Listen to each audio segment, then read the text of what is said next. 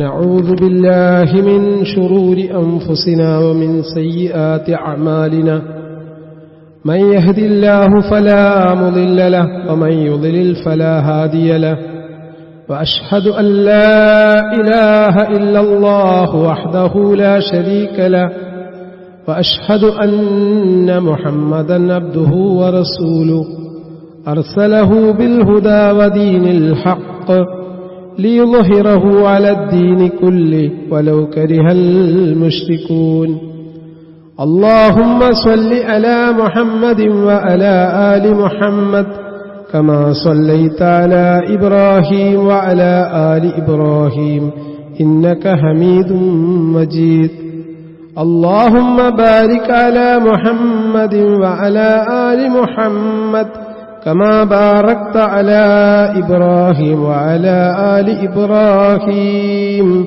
إنك حميد مجيد أما بعد فإن خير الحديث كتاب الله وخير الهدي هدي محمد صلى الله عليه وسلم وشر الأمور محدثاتها وكل محدثة بدعة وكل بدعة ضلالة وكل ضلالة في النار يا أيها الذين آمنوا اتقوا الله حق تقاته ولا تموتن إلا وأنتم مسلمون أعوذ بالله من الشيطان الرجيم بسم الله الرحمن الرحيم وإذ قال إبراهيم رب اجعل هذا بلدا آمنا وارزق أهله من الثمرات من آمن منهم بالله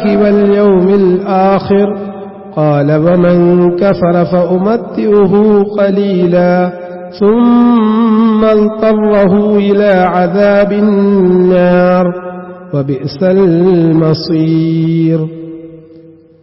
സ്നേഹം നിറഞ്ഞ സത്യവിശ്വാസികളെ,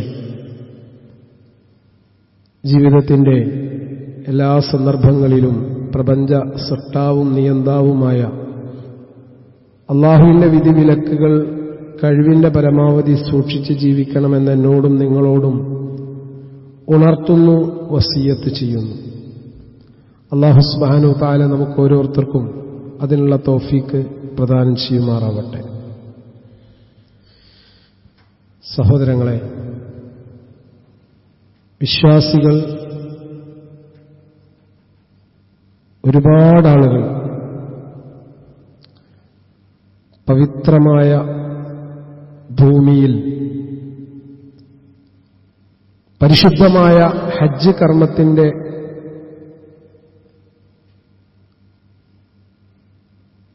പരിസരത്ത് അല്ലെങ്കിൽ അതിന്റെ കർമ്മങ്ങളിൽ വ്യാപൃതർ. ലക്ഷക്കണക്കിന് ഹാജിമാരെ സംരക്ഷിക്കുന്നതിനും അവർക്ക് സൗകര്യങ്ങൾ നടത്തുന്നതിനും സൗദി ഗവൺമെന്റ് ഒരുപാട് ഒരുക്കങ്ങൾ നടത്തിയിട്ടുണ്ട്, നടത്തിക്കൊണ്ടിരിക്കുന്നു. ഓൺലൈൻ സംവിധാനത്തിൽ കൂടി ഏതൊരാൾക്കും ലൈവായി കാര്യങ്ങൾ ദർശിക്കാൻ പറ്റുന്ന ഒരു കാലഘട്ടത്തിലാണ് നമ്മൾ ജീവിച്ചുകൊണ്ടിരിക്കുന്നത്. അല്ലാഹു അവനെ മാത്രമേ ആരാധിക്കാവൂ എന്ന് പറയുമ്പോൾ ഒരുപാട് തെളിവുകളും ദൃഷ്ടാന്തങ്ങളും അല്ലാഹു സുബ്ഹാനഹു തആല ഈ പ്രപഞ്ചത്തിൽ ഉണ്ടാക്കിയിട്ടുണ്ട്. ആ തെളിവുകളെ മനസ്സിലാക്കി ആയത്തുകളിൽ കൂടി അല്ലാഹുവെ കണ്ടെത്തുക, അല്ലാഹുവിലേക്ക് വിനയപ്പെട്ട് മടങ്ങുക, അതാണ് അല്ലാഹു ആഗ്രഹിക്കുന്നത്. അതുകൊണ്ട് തന്നെ വിശ്വാസികളായ നമ്മൾ ഇത്തരം കാഴ്ചകൾ കാണുമ്പോൾ, ഇത്തരം ദൃശ്യങ്ങളിൽ കൂടി കണ്ണോടിക്കുമ്പോൾ നമ്മുടെ ഉള്ളിന്റെ ഉള്ളിൽ ഒരുപാട് സൗകര്യങ്ങൾ ഉണ്ടായിട്ടും, സമ്പത്തുണ്ട്, ആരോഗ്യമുണ്ട്, സംവിധാനങ്ങളുണ്ട്, ഇതൊക്കെ ഉണ്ടായിട്ടും ആ ഒരു ഹജ്ജ് കർമ്മം നിർവഹിക്കാൻ എനിക്ക് സാധിച്ചിട്ടില്ല എങ്കിൽ ഏറ്റവും വലിയ നഷ്ടത്തിലാണ് ഞാൻ എന്നുള്ള ഒരു കുറ്റബോധം ഈ കാഴ്ചകൾ കാണുന്ന സമയത്തെങ്കിലും നമുക്കുണ്ടാവണം. കാരണം ദീർഘമായ ഒരു പ്രാർത്ഥനയുടെ ഉത്തരമാണ് ഇന്ന് ഭൂമിയിൽ സംഭവിച്ചുകൊണ്ടിരിക്കുന്നത്. വഇദ് ഖാല ഇബ്രാഹീം റബ്ബി ജഅൽ ഹാദാ ബലദൻ ആമിന വർസുഖ് അഹ്ലഹു മിനസ് സമറാത്ത് മൻ ആമന മിൻഹും ബില്ലാഹി വൽ യൗമിൽ ആഖിർ ഖാല വമൻ കഫറ ഫഉമത്തിഉഹു ഖലീല സുമ്മ അൽതറഹു ഇലാ അദാബിൻ നാർ ഫബിഅസൽ മസീർ. സൂറത്തുൽ ബഖറ 126-ാമത്തെ വചനം. ലോകർക്ക് മാതൃകയായ അല്ലാഹുവിന്റെ കൂട്ടുകാരൻ എന്ന് വിശേഷിപ്പിച്ച ഇബ്രാഹിം നബി അലൈഹിസ്സലാം ദീർഘമായ പ്രാർത്ഥനകൾ നടത്തിയതിന്റെ റിസൾട്ടാണ്, അതിന്റെ ഫലമാണ് സഹോദരങ്ങളെ ഇന്ന് മക്കയിലും പരിസര പ്രദേശങ്ങളിലും നടന്നുകൊണ്ടിരിക്കുന്ന എല്ലാ കർമ്മങ്ങളും. അദ്ദേഹം പ്രാർത്ഥിച്ചു, എന്റെ രക്ഷിതാവേ, നീ ഇതൊരു നിർഭയമായ നാടാക്കേണമേ, നിർഭയത്വമുള്ള അമ്നുള്ള ഒരു പ്രദേശമായി ഈ പ്രദേശത്തെ, ഈ മൊട്ടക്കുന്നിനെ, ആൾപ്പാർപ്പില്ലാത്ത ഈ നാടിനെ നീ മാറ്റിത്തീർക്കണമേ എന്ന് നൂറ്റാണ്ടുകൾക്ക് മുമ്പ് പ്രാർത്ഥന നിർവഹിക്കപ്പെട്ടിട്ടുണ്ട്. അതാണ് ഇന്ന് പുലരുന്നത്. ഇവിടത്തെ താമസക്കാരിൽ നിന്ന് അള്ളാഹുവിലും അന്ത്യദിനത്തിലും വിശ്വസിക്കുന്നവർക്ക് കായ്ക്കനികൾ ആഹാരമായി നൽകുകയും ചെയ്യണമേ. സുലഭമായ ഫ്രൂട്ട്സ് നാനാദിക്കുകളിൽ നിന്നും ആ പ്രദേശത്തേക്ക് ഒഴുകിയെത്തുകയാണ്. ഒരു മഹാത്ഭുതമാണ്. ലക്ഷക്കണക്കിന് ഹാജിമാർ ഇന്ന് സമ്മേളിച്ച ഹറമിന്റെ പരിസരങ്ങളിൽ വെള്ളത്തിന് ഒരു ക്ഷാമവുമില്ല, ആഹാരത്തിന്, കായ്ക്കനികൾക്ക്, പഴങ്ങൾക്ക് ഒരു കുറവ് അവിടെയില്ല. ടോയ്ലറ്റ് സംവിധാനങ്ങൾ സുഭിക്ഷമാണ്. വൃത്തി എന്നുള്ളത് അസൂയാവഹമാണ്. എല്ലാ സംവിധാനങ്ങളും കൃത്യമായി ശാസ്ത്രീയമായി അവിടെ നടന്നുകൊണ്ടിരിക്കുകയാണ്. ഇതൊക്കെ കാണുന്ന സന്ദർഭത്തിൽ അള്ളാഹു ഒരുക്കിയിരിക്കുന്ന സംവിധാനമാണ് ഇത് എന്ന് മനസ്സിലാക്കാനുള്ള ഒരു കോമൺ സെൻസ് വിശ്വാസികളായ ആളുകൾക്ക് ഉണ്ടാകും. ഇപ്പോൾ ഒരു പ്രാർത്ഥന നിർവഹിക്കപ്പെട്ടിട്ടുണ്ട്. അള്ളാഹുവിലും അന്ത്യദിനത്തിലും വിശ്വസിക്കുന്ന ആളുകൾക്ക് ഇത് നൽകണമേ എന്നാണ് പ്രാർത്ഥന. എന്നാൽ അവിശ്വസിച്ചവർക്കും അള്ള പറയാണ്, വിശ്വാസികൾക്ക് മാത്രമല്ല അവിശ്വസിച്ചവർക്കും ഞാൻ ആഹാരം നൽകുന്നതാണ്, അള്ളാന്റെ കാരുണ്യത്തിൽപ്പെട്ടതാണ്. വിശ്വാസികളല്ലാത്ത അള്ളാനെ നിഷേധിക്കുന്ന, അള്ളാഹുവിന്റെ അസ്തിത്വത്തെ മാനിക്കാത്ത ആളുകൾക്കും ഭക്ഷണം നൽകുന്നു, വിഭവങ്ങൾ നൽകുന്നു എന്നുള്ളത്. പക്ഷേ അല്പകാലത്തെ ജീവിത സുഖം മാത്രമാണ് അവർക്ക് നാം നൽകുക. അള്ളാനെ അവിശ്വസിക്കുന്ന ആളുകൾക്ക് അല്പകാലത്തെ സുഖം മാത്രമേ നൽകുള്ളൂ. പിന്നീട് നരകശിക്ഷ ഏൽക്കാൻ ഞാൻ അവനെ നിർബന്ധിക്കുന്നതാണ്. അവന് ചെന്നു ചേരാനുള്ള ആ സ്ഥലം വളരെ ചീത്തയാണ്. സഹോദരങ്ങളെ, ഈ സന്ദർഭത്തിൽ നമ്മൾ മനസ്സിലാക്കേണ്ടത് ഒരുപാട് ദൃഷ്ടാന്തങ്ങൾ, ഒരുപാട് അടയാളങ്ങൾ, ഒരുപാട് ഷിആറുകൾ, ഇതൊക്കെ ഇവിടെ നിലനിൽക്കുന്നത് അതിൽ കൂടി നമ്മൾ നമ്മുടെ ജീവിതത്തിന്റെ ആത്യന്തികമായ ലക്ഷ്യം എന്തിനാ നമ്മളെങ്ങോട്ട് പറഞ്ഞയച്ചത്? നല്ല വീടുണ്ടാക്കി, നല്ല വാഹനം ക്രമീകരിച്ച്, നല്ല വിഭവങ്ങൾ ഒരുക്കി ജീവിക്കാനാണോ? അല്ല. അതൊക്കെ ജീവിതത്തിന്റെ ഭാഗമാണെങ്കിലും ആത്യന്തികമായ നമ്മുടെ ജീവിതത്തിന്റെ ലക്ഷ്യം അള്ളാഹുവിനുള്ള വിശ്വാസം സംശുദ്ധമാക്കുക എന്നുള്ളതാണ്. ലബ്ബൈക് അല്ലാഹുമ്മ ലബ്ബൈക് ലബ്ബൈക ലാ ശരീക ലക ലബ്ബൈക്, അല്ലേ? ഇന്നൽ ഹംദ വന്നിഅമത ലക വൽ മുൽക് ലാ ശരീക ലക. ഒരു പ്രഖ്യാപനമാണ്, ലാ ഇലാഹ ഇല്ലല്ലാഹ്, അല്ലാഹു അല്ലാതെ ആരാധനക്കർഹനായിട്ട് ആരും തന്നെയില്ല. പൂർണ്ണമായി കാര്യങ്ങൾ ഭരമേൽപ്പിക്കേണ്ടത് അല്ലാഹുവിൽ മാത്രമാണ്. ഈ ഒരു വിശ്വാസം നമ്മിലുണ്ടോ എന്ന് അല്ലാഹു നിരന്തരം പരിശോധിച്ചുകൊണ്ടിരിക്കുന്നു.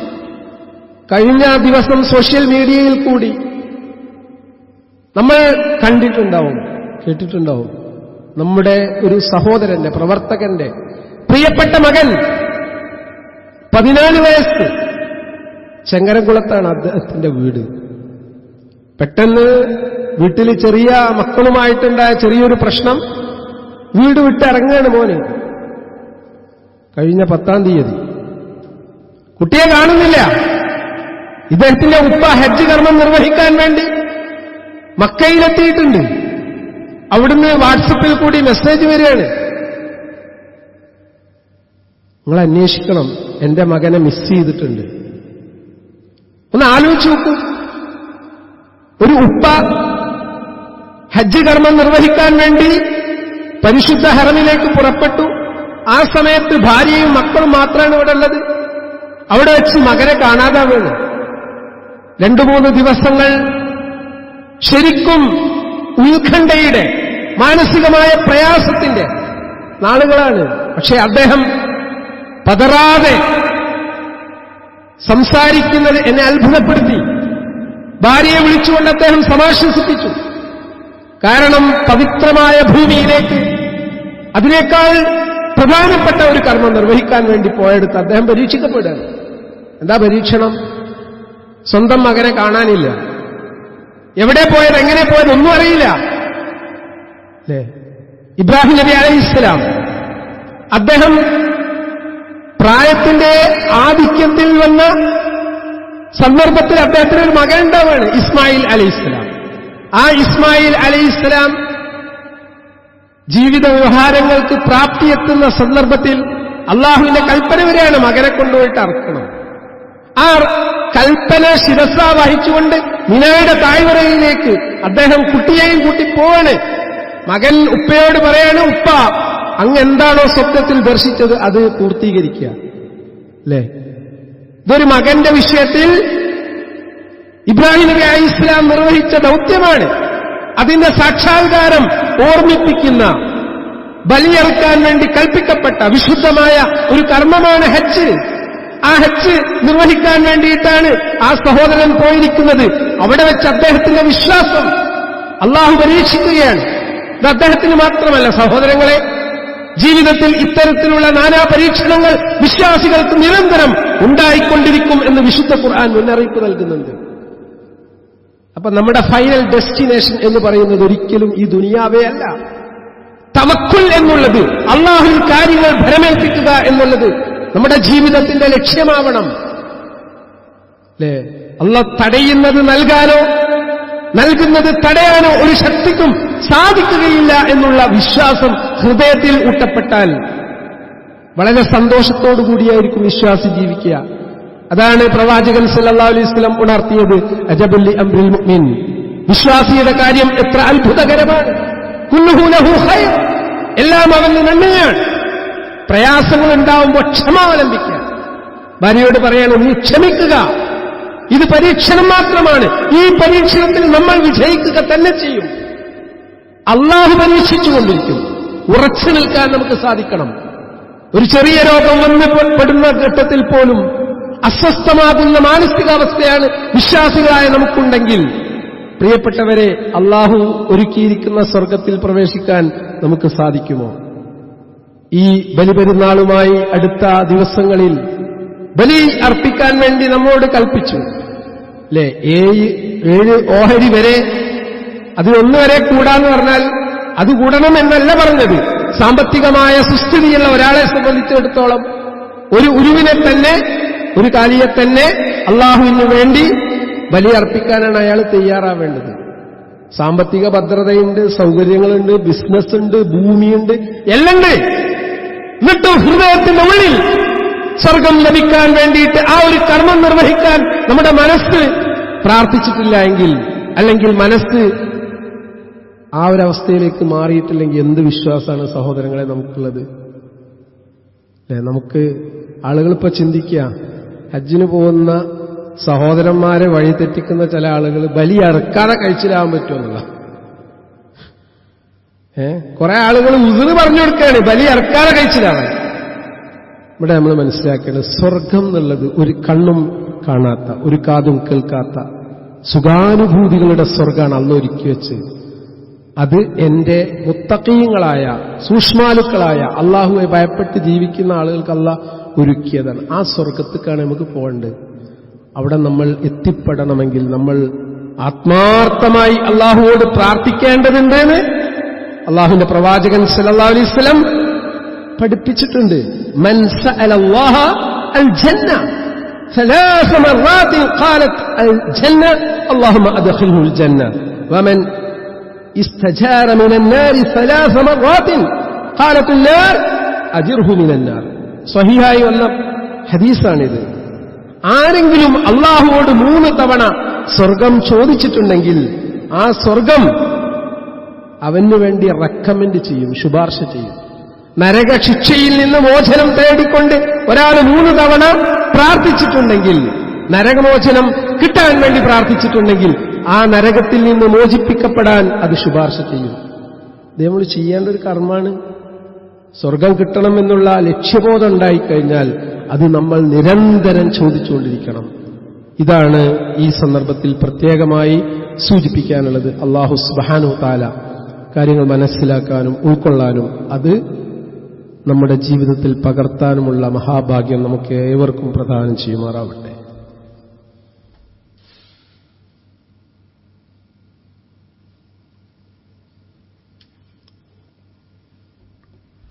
അൽഹംദുലില്ലാഹി റബ്ബിൽ ആലമീൻ വസ്സലാത്തു വസ്സലാമു അലാ റസൂലില്ലാഹ് വഅലാ ആലിഹി വഅസ്ഹാബിഹി അജ്മഈൻ.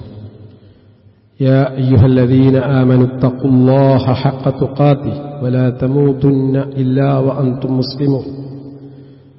സ്നേഹം നിറഞ്ഞ സത്യവിശ്വാസികളെ, ജീവിതത്തിന്റെ ഓരോ സന്ദർഭത്തിലും രഹസ്യമേഖലയിലും പരസ്യമേഖലയിലും അല്ലാഹുവെ സൂക്ഷിച്ച് ജീവിക്കണമെന്ന് ഉണർത്തണം.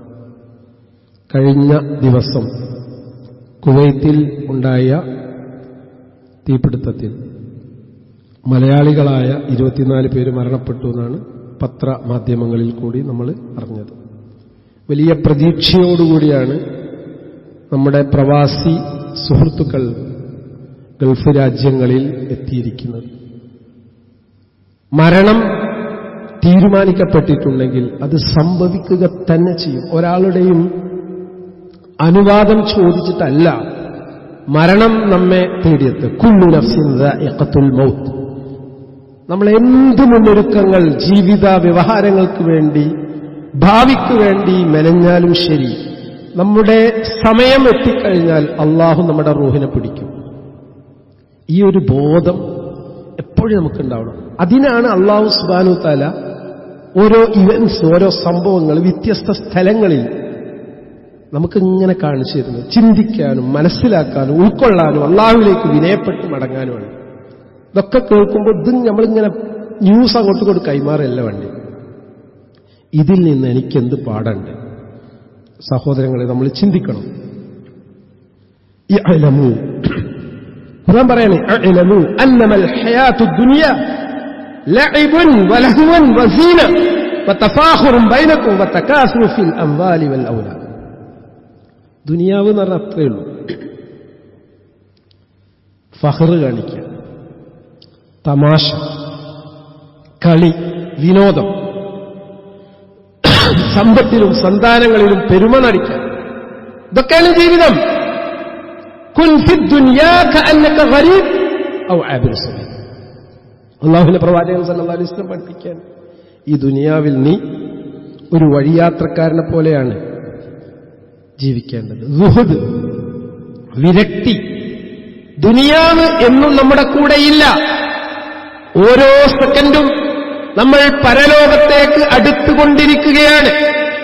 നമ്മുടെ ഖബർ ജീവിതത്തിലേക്ക് നമ്മൾ അടുത്തുകൊണ്ടിരിക്കുകയാണെന്നുള്ളൊരു ബോധം സഹോദരങ്ങളെ നമുക്കുണ്ടാവുമ്പോ നമ്മുടെ നിയ്യത്ത് നന്നാവും. നമ്മൾ ഉംറ ചെയ്യാനും ഹജ്ജ് ചെയ്യാനും തയ്യാറാവും. കാരണം അടുത്ത വർഷം എനിക്ക് ജീവിതമുണ്ട് എന്ന് ഒരുറപ്പില്ല. അപ്പൊ ഞാൻ ചിന്തിക്കണം, സൽക്കർമ്മങ്ങൾ എന്റെ കൂടെയുണ്ടോ? ഇന്നിപ്പോ ഞാൻ മരണപ്പെടുകയാണെങ്കിൽ, എത്ര പത്രാസിൽ ജീവിച്ച ആളാണെങ്കിലും മരണത്തോടുകൂടി എന്നെ വിളിക്കുന്ന പേര് മയ്യത്ത് എന്നാണ്. എന്നെ കൊണ്ടുപോയി കടത്തുന്നു, ആ ഖബറിലാണ്. എത്ര വലിയ സൗകര്യങ്ങൾക്ക് നടുവിൽ ഞാൻ ജീവിച്ചാലും എന്നെ മറവ് ചെയ്യുക തന്നെ ചെയ്യും. പിന്നെ എനിക്ക് കർമ്മം ചെയ്യാൻ പറ്റൂല സഹോദര. നിസ്കരിക്കാൻ പറ്റൂല, നോമ്പ് നോൽക്കാൻ പറ്റൂല, ഇസ്തിഗ്ഫാർ നടത്താൻ പറ്റൂല. ഇതിനുള്ള ഓപ്പൺ ഓപ്പർച്യൂണിറ്റി ഇപ്പണ്ട്. അള്ളാഹ് തന്നിട്ടുണ്ട്, ആരോഗ്യം തന്നിട്ടുണ്ട്, സൗകര്യം തന്നിട്ടുണ്ട്.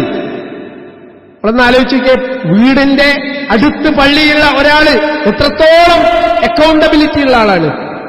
ഹയ്യ അലസ് സലാ എന്ന് വിളി കേൾക്കുമ്പോ ആ നിസ്കാരത്തിലേക്ക് വരാൻ നമുക്ക് സാധിച്ചിട്ടില്ല എങ്കിൽ എത്ര വലിയ നഷ്ടക്കച്ചവടമാണ് നമ്മൾ ചെയ്യുന്നത്, അല്ലേ? നമ്മുടെ ശരീരത്തിന്റെ ഏതെങ്കിലും ഒരവയവത്തിന് വല്ല തകരാറും സംഭവിച്ചിട്ടുണ്ടെങ്കിൽ ലക്ഷക്കണക്കിന് രൂപയുണ്ടെങ്കിലും അത് റിപ്പയർ ചെയ്യാൻ നമുക്ക് സാധിക്കില്ല. കാരണം അള്ളാന്റെ ഔദാര്യമാണ് ആരോഗ്യം. ഈ ആരോഗ്യം എന്ന ഔദാര്യം അള്ളാഹ് നൽകിയിട്ടും അള്ളാഹ്ക്ക് ശുക്ർ ചെയ്യാൻ, നന്ദി കാണിക്കാൻ നമുക്ക് സാധിക്കുന്നില്ല എങ്കിൽ ഇന്നൽ ഇൻസാന ലിറബ്ബിഹി ലകനൂദ്, തീർച്ചയായും മനുഷ്യൻ തന്റെ രക്ഷിതാവിനോട് നന്ദി കെട്ടവൻ തന്നെ എന്നുള്ള ഖുർആനിന്റെ അധ്യാപനം എത്ര സത്യമാണ്. അതുകൊണ്ട് നിരന്തരം നമ്മൾ പള്ളിയിൽ മിമ്പറിൽ നിന്ന് ഉപദേശങ്ങൾ കേൾക്കുമ്പോൾ സുവർണാവസരങ്ങൾ ജീവിതത്തിൽ വന്ന് അണയുന്ന ഘട്ടത്തിൽ പ്രാർത്ഥന വർദ്ധിപ്പിക്കുക. ദുൽഹിജ്ജയുടെ ആദ്യത്തെ 10 ദിവസങ്ങൾ പ്രാർത്ഥനയ്ക്കുത്തരം കിട്ടുന്നതാണ്. അറഫാ ദിനം സമാഗതമാവുന്നു. നമ്മുടെ സഹോദരങ്ങൾ അറഫാ മൈതാനത്ത് ഒരുമിച്ച് കൂടുന്ന ഘട്ടത്തിൽ ഐക്യദാർഢ്യം പ്രകടിപ്പിക്കാൻ വേണ്ടി ദുൽഹിജ്ജ 9 നമ്മെ സംബന്ധിച്ചിടത്തോളം ഞായറാഴ്ച നോമ്പ് നോൽക്കുക എന്നുള്ളത് കഴിഞ്ഞുപോയ പാപങ്ങൾ പൊറുക്കപ്പെടാനുള്ള ഏറ്റവും വലിയ ഒരു പ്രായശ്ചിത്താണ്. ആ ഒരു ഓഫർ കിട്ടിയിട്ട് ഒരു ദിവസം വ്രതമനുഷ്ഠിക്കാൻ നമുക്ക് സാധിച്ചിട്ടില്ലെങ്കിൽ വലിയ നഷ്ടം നമുക്കുണ്ട്. കാരണം മരണം സുനിശ്ചിതാണ്, അല്ലെ? എന്തൊക്കെ പാപങ്ങളാണ് സഹോദരങ്ങളെ നമ്മളൊക്കെ ചെയ്തു കൂട്ടുന്നത്. ഇന്നത്തെ കാലഘട്ടത്തിൽ പാപം ചെയ്യാത്തവരില്ല. അതിന് മാത്രം സൗകര്യങ്ങൾ നമ്മുടെ കയ്യിലുള്ള മൊബൈൽ ഫോണിലുണ്ട്. വേണ്ട എന്ന് വിചാരിച്ചാൽ പോലും കാണാൻ നിർബന്ധിപ്പിക്കുന്ന ഒരുപാട് പരസ്യങ്ങളും റീൽസുകളും മിന്നിമറിഞ്ഞുകൊടുക്കുക, നഗ്നമായ പ്രദർശനങ്ങൾ, അല്ലേ? കണ്ണുകൊണ്ടുള്ള വ്യഭിചാരങ്ങൾ വർദ്ധിച്ച കാലഘട്ടം. അപ്പോ ഇതൊക്കെ നമ്മൾ ചെയ്യുമ്പോൾ അതൊക്കെ അള്ളാഹ് പുറത്ത് നിന്നിട്ട് നമുക്ക് സ്വർഗം കിട്ടണ്ടേ? അതിനുള്ള ഒരു ഓഫറാണ് യഥാർത്ഥത്തിൽ നോമ്പ്. അപ്പൊ നമ്മളത് പ്രാധാന്യം മനസ്സിലാക്കുക. അന്നത്തെ ദിവസം നോമ്പ് അനുഷ്ഠിക്കപ്പെടുന്നതോടുകൂടി നരകമോചനം നൽകാമെന്ന് അല്ലാഹു സുബ്ഹാനഹു വ തആല നമുക്ക് ഓഫർ നൽകിയിട്ടുണ്ടെങ്കിൽ ആ ഓഫറിൽ നമ്മൾ പെടണമെങ്കിൽ സഹോദരങ്ങളെ നമ്മൾ നോമ്പ് നോൽക്കണം. നമ്മുടെ സമ്പത്ത് ശുദ്ധീകരിക്കുന്ന സക്കാത്ത് കൊടുത്തു വീട്ടാത്ത ആളുകൾ അത് കൊടുത്തു വീട്ടണം. അത് നരകത്തിന്റെ തീയാണ്, അല്ലേ? എന്റെ കയ്യിൽ 1,00,000 രൂപ ഉണ്ട്, 2,500 രൂപ.